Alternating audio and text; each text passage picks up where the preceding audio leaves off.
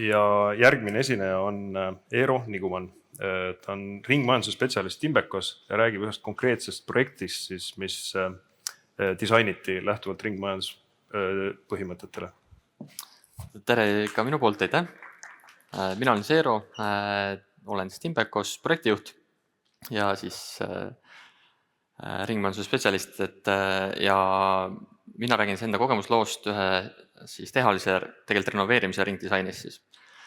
Alustuseks kõigepealt üritaks hästi lihtsalt seletada, mis on erinevus lineaarsel majandusel ja ringmajandusel, et lineaarne majandus on see, et kus me võtame hästi palju loodusressursse, näiteks kui võtame seda ehituse keskselt, siis et ehitame hoone, kasutame seda ja kui me oleme selle hoone elukaar saab otsa, siis lammutatakse ära, enamus läheb kõrvaldamisele, maetakse maha, põletakse ära, mis iganes sellega juhtub ja väga väike osa sellest läheb siis uuesti ringlusesse. Ja ringmajanduse erinevus ongi selles, et loodusest võetakse võimalikult vähe uusi ressursse, kasutatakse võimalikult palju olemasolevaid vanadest hoonetest ja kõrvaldamisse samamoodi elukaare lõpus läheb pigem väikene osa. Ja miks me peaksime üldse minema nagu üle ringmajandusele? Loodusressurss, me täna tarbime rohkem, kui see jõuab taastuda või kiiremini, kui see jõuab taastuda. Ja kui me võtame nüüd 3 aastat tagasi uudise pealkirju COVID-pandeemia ajal, siis kui ühel hetkel saavad materjalid otsa või siis tarneahelad katkevad, hinnad hakkavad väga kiiresti üles minema ja materjal lihtsalt ei ole enam saadaval. Et mäletan, et ise sain kõige lühema kehtivusaega hinnapakkumise, mis kehtis 8 minutit. Ja siis selleks, et minna nagu ringmajanduse poole astuda vähemalt üks samm, siis liitusime ühe Euroopa kaasarahastuse projektiga, mille nimi oli Drive 0 ja seal siis seadsime endale eesmärgid renoveerida üks hoone, kus kasutada võimalikult suures koguses materjali olemasolevast hoonest, projekteerida ja paigaldada taaskasutatavad tehastoodetud soojuselemendid, kasutada siis enda elementides taaskasutatud või ümbertöödeldud materjale ja vähendada hoone energiakulu ning saavutada siis A-energiaklassi märgis. Piloothooneks siis osutus üks 3-kordne kortermaja Sauel, 24 korterit, ehitati aastal 1986, pindalaks 2415 ruutu. Ja siis selline nägi ta välja pärast renoveerimist. Nendest siis tehasest toodetud lisasoojuselementides need lisanduvad materjalid, mis siis hoones sisse läksid, siis nendest 66% kogu sellest puidust siis oli sõrmjätkatud puit, mida saab siis osta täitsa vabalt kaubandusest, aga need sõrmjätkatud puit on siis koostatud muu materjali jääkmaterjalist siis või puidu jääkmaterjalist. Lisaks siis lisasime hoonesse puistevilla nii siis elementides kui ka pööningule. Puistevill siis suur osas oli ümbertöödeldud materjalist ja siis loomulikult lisandus hoonesse meie poolt toodetud siis puitkarkass lihasoojuselemendid. Ja sealt olemasolevast hoonest siis, mida me kasutasime samas hoones, oli siis näiteks radiaatorid, samamoodi ka kogu see olemasolev hoone, seda olemasolevat hoonet me küll natukene siis suurendasime, ehk siis, et põhja pool olevad lodžad me ehitasime kinni, sellega siis suurendasime olemasolevate korterite kööke, kas siis 5,2 või 6,7 ruutmeetrit olenevalt korterist. Radiaatorite puhul siis võtsime need maha, viisime siis ühte töökotta, kus need siis puhastati seest ja väljast, värviti üle, tõime tagasi, panime paika. Need vanased radiaatorid me kasutasime küll ainult trepikohas, see oli natuke katse-eksitusmeetod või katsetamise eesmärgil. Ja kui me need paika panime, survestasime, siis selgus, et kõik radiaatorid natukene lekkisid siis ribide vahelt. Seda me pidime uuesti maha võtma, ära parandama ja siis saime uuesti monteerida, kokkuvõttes töötada ka hästi, enam ei leki. Siis vana betooni, nii palju kui sealt lammutuse käigus seda tekkis, selle saatsime purustamisse ja siis läks jämetäit aineks siis uude betooni ja pööningu käigu tee siis, kuna me pööningul soojuse kihi paksust suurendasime, siis me kõigepealt selle eemaldasime, lisasime soojust juurde ja selle sama siis pööningu käigu tee panime ka tagasi. Ja materjali korduskasutuses siis olemasolevast hoonest viisime kuhugi mujale, siis kõigepealt oli katusekate, kus 90% kogu sellest hoone katusekattest oli taaskasutatav, võtsime selle maha, ladustasime korrektselt, viisime Lõuna-Eestisse, kus siis üks taluhoone sai endale või taluhoone kompleks sai endale uue katusekatte. Aknad, enamus või nii-öelda esmajärgus pakkusime need korteriomanikele, et kes soovib neid kasutada, viia kas suvilasse, tuttavate juurde, kuhu iganes, vanematele. Need, mis üle jäid, need pakkusime siis sellele ettevõttele, kes neid aknaid demonteeris, kes siis müüs need edasi või siis andis ära ja need kasutati siis väiksema energiatõhususe nõuetega hoonetes, näiteks laohooned, abihooned, aiamajad ja lõpuks siis ka puit. Puit nüüd otseselt ei olnud sellest olemasolevast hoonest välja võetud, vaid oli siis lisanduvate materjalide kaubaalused. Ja energiatõhususe koha pealt siis saavutasime A-energia klassi. Siin on nüüd 2 graafikut. Vasakpool on siis energiakulu nii-öelda siis lihtsalt nii-öelda energiakuluna ja siis parempoolne tulp on siis kaalutud energiakasutus. Et alguses oli siis päris energiakulu 199 kWh, mis oli siis mõõdetud ja pärast renoveerimist mõõdetult oli 103, siis peaaegu 50% kogu energiakulust nii-öelda hoiti kokku. Ja kui siis ka nii-öelda kalkuleeritud pidi olema see 100, siis see erinevus tuli sellest, et pärast renoveerimist oli korterites 23,3 kraadi keskmiselt, mitte 21, nii nagu energiamärgis seda näitab. Ehk siis küttekulud olid natukene kõrgemad päriselt, kui märgis seda arvestas. Kuid samas päikesepark tootis rohkem energiat ja nad suutsid ka rohkem seda toodetavat elektrienergiat ise ära tarbida. Ja siis tänu sellele saavutasime siis kokkuvõttes energiamärgise, kaalutud energiamärgise puhul siis 92 kWh ruutmeetri kohta aastas. Ja siinkohal tooksin ka välja selle, et kui ma võrdlesin lihtsalt seda siis enne renoveerimist päriskulu ja pärast renoveerimist päriskulu, siis kui ma võtan kogu selle kortermaja peale, siis see tekkiv energiasääst oli võrdeline 33-120 ruuduse meie toodetud eramaja energiatarbega. Ja siis me projekteerisime sellele, kuna me nii-öelda põhjapoolsed loodžad ehitasime kinni, aga elanikud rõdusid ikkagi soovisid, siis ehitasime lõuna poole uued rõdud. Samamoodi rõdud oli projekteeritud nii, et need kõik oleks lahti monteeritavad, nii nagu ka Jürgen siin varsemalt mainis, teraskonstruktsioon on suhteliselt lihtne projekteerida selliselt, ehk siis polnud liited igal pool. Nii nagu mainisin, siis köögid ehitasime suuremaks loodža arvelt. See küll tähendas seda, et pidime siis, samal ajal kui inimestel sees, pidime siis ühe seina sealt ära lammutama. Siin on sellesama köögi loodža ukse eemaldamine, et üritasime kõiki nii-öelda kätte saada tervelt. Kahjuks kõike päris ei õnnestu kätte saada, sest kui mingi asi ei ole projekteeritud lahti võtma, siis seda on suhteliselt keeruline sealt eemaldada. Ja siin on siis, kui on sein juba lammutatud ja uus element on äsja ette tõstetud või õigemini monteerimine parasjagu on käimas. Ja siis korruseplaan enne ja pärast. Et vasakpoolne pilt siis on korruseplaan enne, parempoolne on siis pärast. Et loodžades enamus korterites me jätsime selle ühe seinajupi jätsime alles, mis on siis näidatud siin üleval selle kamurka kõrval, aga osades korterites oli see sein või kamurka juba sealt eemaldatud ja neil oli võimalus paluda, et see viimane jupp ka nii-öelda maha võtta sealt. Ja siis olemasolevad aknad olid nii-öelda natukene madalamad kui hiljem ja nende akende kohal oli selline arhitektuurne detail, puidus selline sõrestik, mille vahel oli siis nõukogudeaegne klaasvill ja siis oli kaetud laudisega, et need me kõik eemaldasime ja ehitasime aknad selle võrra siis suuremaks. Siin kohe tuleb üks teine video ka, mis on selle jätkuks, kus siis endiselt see lammutus veel käib.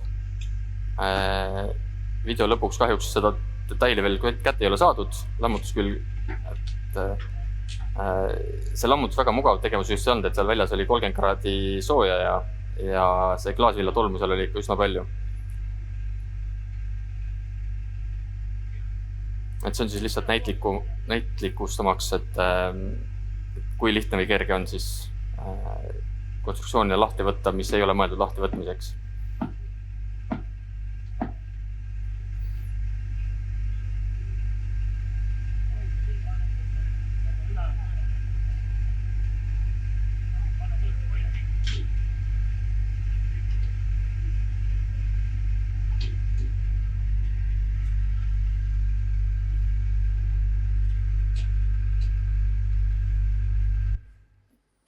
Ja siin on siis Seestpoolt pilt enne-pärast, sama korter, sama tuba, vasakpoolne pilt siis enne, parempoolne pärast, et aken läks kõrgemaks fotos, küll nüüd natukene tundub, et aken läks ka kitsamaks, kui tegelikult see aken läks kitsamaks kokku 2,5 sentimeetrit, mis on siis kummaltki poolt lihtsalt kipsplaadi jagu. Ja siis siin on üks rahulolev korteriomanik rääkimas siis enda elaniku kogemusest siis renoveerimisprotsessist ja kuulamas siis tolleaegne majandus- ja taristuminister Taavi Aas ja Saue vallavanem Andres Laisk ja siis Sinisjopes olen mina. Tootsime kokku 1830 ruutmeetrit elementi, mis kaalusid umbes 61 tonni, elementide kokku 166. Tootmine kestis 1964 tundi, mis jaotus 35 päeva peale ja CNC-d oli siis kogu selle tootmiseks 100 tundi. Ja selline näeb välja siis tehases puitsõrestikul või puitkarkasselemendi tootmine. Kõigepealt on karkassi kokkupanek, kõik karkassid on CNC poolt siis meie tehas vähemalt siis valmis lõigatud ja kokkupanek on rohkem nagu Lego. Seejärel, kui karkass on koos, tuleb aurutõkkekiht, soojustus, tuuletõkke, kõik muud projekteeritud kihid. Siis selle projekti raames siis katsetasime ka puistevilla paigaldust ja põhjus oli tegelikult selles, et projekti raames oli soov kasutada ka puistevillana tselluvilla, kuid kuna hoone oli TP1 klassis, siis tselluvilla kasutamine seal ei olnud lubatud. Küll aga saime Päästeametilt kooskõlastuse seda paigaldada ühes väikses sektsioonis, selleks, et lihtsalt TalTech saaks siis uurida, kuidas see tselluvill seal seinas hiljem toimetab või toimib. Et andurid pandi sisse ja mõõtmine siiamaani tegelikult käib. Tuuletõkke paigalduseks antud projekti puhul me valisime ühe mineraalvilla plaadi, mis oli pigem natuke õhem ja põhjus, miks me just selle valiku või sellel tootel lõpuks otsusime, oli lihtsalt see, et oleks tehases lihtsam paigaldada või tehase sõbralikum paigaldus. Ehk seda on võimalik paigaldada kas siis naelapüstoliga või kruvipüstoliga. Siin on 2 pilti, mis on siis, üks on vasakpoolne pilt on siis kompensatsioonivilla kihist, mis siis kompenseerib uue elemendi ja olemasoleva seina vahelist sellist ebatasasust. Ja parempoolsel pildil on näidatud, et ka ventilatsioonitorud olid üsna suures osas paigaldatud juba elementidest sisse. Ja siin siis üks valmispaneel ja siis aurutõkke membraani.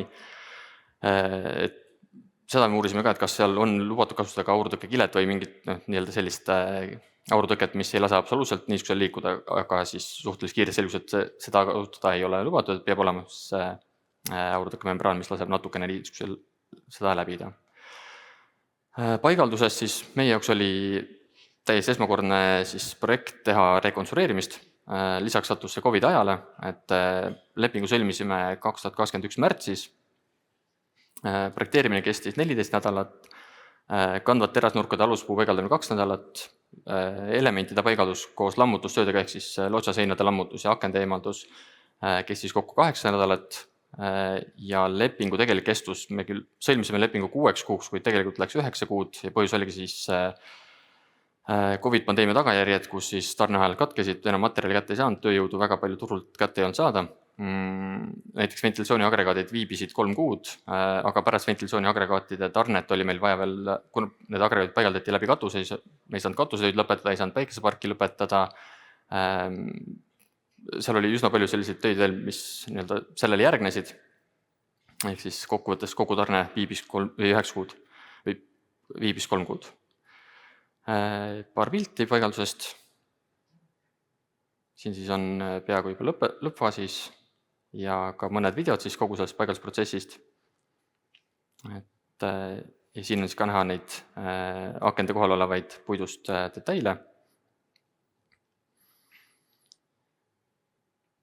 Kogu materjali sorteerimine käis objektil nii, et kõik materjal sorteeriti eraldi, puidud veidi eraldi, metall eraldi, kivi eraldi, kile eraldi ja nii edasi, et konteinerid oli seal palju, ruumi kahjuks küll väga palju ei olnud, et seal oli, hooviala oli üsna väikene. Lisaks sellele on siis teisel pool maja otsas on lasteaed ja ühel pool on see lasteaed, teisel pool on alajaam, et seal ruumiga just priisata ei olnud.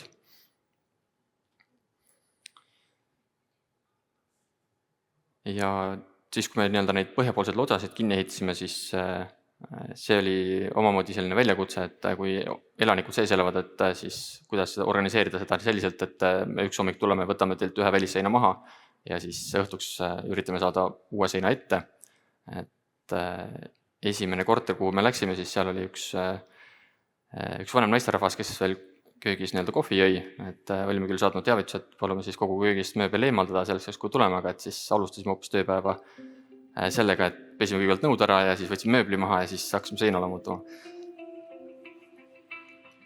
Ja siin on veel üks nii-öelda video sellest rekonstrueerimist, mis on natukene aeglasem. Põhjus, miks ma selle video siia lisasin, on see, et siin on ka paar sisekaadrit ühest korterist, kuidas see aknalammutus ja uue elemendi paigaldus käis.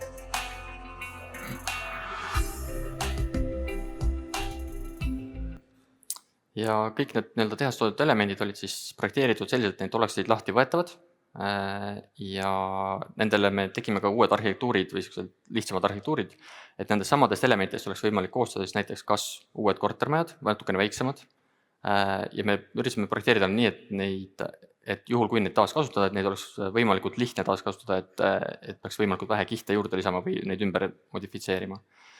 Või siis näiteks oli ka üks mõte oli teha ridaelamud, et arhitekt küll ütles, et suure tõenäosusega sellist ridaelamut Eestis ehitada ei ole võimalik, sest et tema teada nii pikka ridaelamu krunti Eestis ei eksisteeri lihtsalt. Ja nüüd siis, kuna see eelmises projektis oli ta pigem natukene selline paberi peal, siis uuesti kasutatav materjal, siis nüüd astusime järgmisse Euroopa projekti nimega Drastic, kus me siis oleme teist elemendid juba paigaldanud ja siin on nüüd see koht, kus me peame ka siis selle taaskasutamise läbi tegema, ehk siis meil on elemendid on paigas, nad on seal olnud kohe varsti aasta ja nüüd siis, kui hoone läheb renoveerimisse, siis me võtame need samad elemendid, võtame maha, vaatame üle, mis läks katki, mis vajas parandamist, kas seal midagi on veel vaja muuta, võib-olla on vahepeal arhitektuur muutunud, peame kogu fassaadi välja vahetama ja siis toome need tagasi ja paneme uuesti paika. Ja siis lõpetuseks 2 videot, et võrrelda siis tavapärast lammutust versus selekteerivat demontaaži. Et hiljuti sain ka ise praktiseerida Weberi tehases, mis tunne on siis sellist EPS toodet seina pealt maha lammutada. Et tegelikult tundus suhteliselt naeruväärne tegevus, et kui kõrval oli olemas nende enda toode oli Webertorm, kus jaotati 2 meeskonda, kus siis ühed võtsid lahti võetavalt projekteeritud konstruktsioone ja teised võtsid seda liimitud konstruktsiooni. Ja nii nagu ka siin Jürgenil oli küsimus, et aga mis saab 50 aasta pärast, et kas sellel on mingisugust mõtet ja siis me oleme ka seda seal Euroopa projekti siseselt arutanud ja ka meie ei jõudnud tulemuseni, kas selle päriselt on mõte või mitte, et kas seda sama toodet hakatakse kasutama või mitte.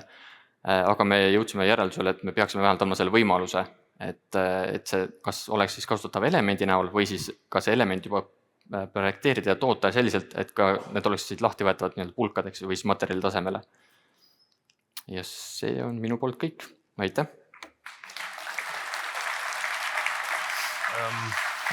Eero, ma mõtlesin selle peale, et seal lõpus, et kujutad ette seda korteriühistu koosolekut seal 30 aasta pärast, kui nad teevad seda järgmise elukaare plaani, et arendama hakata näiteks midagi, et kas üks element kuulub mulle või milline nii edasi, et üks on tehniline võimalus, aga kui sa mõtled, et ütleme, et korterelamute puhul nüüd teha mingi uus hoone sellest nii edasi. Ja ma olen ka tegelikult natuke selle peale mõelnud, et seal on see asi, et tegelikult need elemendid kuuluvad ühistule, mitte korteriomanikule. Okay. Et põhimõtteliselt on see asi, et ütleme, et kui elukaar saab otsa, et see hoone läheb lammutusse näiteks, et sellel hetkel otsustada, et näed, aga meil on siin elemendid, siin on ettevõtted, kes oleks huvitatud nendest või vähemalt teha siis pakkumine või hange, tulge võtke maha, ehitage midagi muud, või siis võtke pulkadeks, saate materjali kasutada. No, ma kujutan seda ette nagu mingi büroohoone puhul, ma kujutan ette, kus on üks omanik nagu sellel, aga ühesõnaga see on päris nagu ei, ma olen nõus, naljakas reaalne stsenaarium. Et kõigepealt, et see otsus vastu võtta, hakata renoveerima, et juba see on keeruline, et sealt hiljem seda järgmist otsust teha, ma kujutan ette, et see võib samamoodi olla väga keeruline. Okei. Aitäh, Eero!